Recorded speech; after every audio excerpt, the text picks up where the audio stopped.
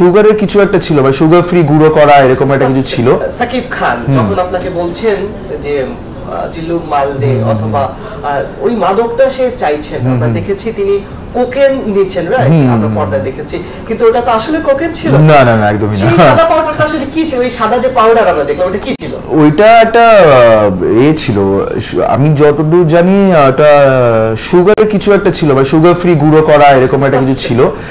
আর মাঝে মধ্যে মানে ছিল এরকমও হয়েছে, হট করে দরকার পড়েছে, অ্যাভেলেবেল ছিল না, রেডি ছিল না, ওই সিনটা সেই সিনে লাগবে সেটা জানা ছিল না, রিকোয়ারমেন্টটা ছিল না, রেকুইজিশন দিতে হয় না কোনো শটের আগে, তো ওটা বোধহয় দেওয়া হয়নি।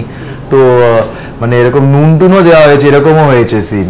তবে আমি একটা অন্য জামা প্রথম ওখানেও কোকেনটা ইউজ করা মানে আগেনস্ট মানে দেখানো হয়েছিল, আমি ওখানে নেগেটিভ ক্যারেক্টার করেছিলাম।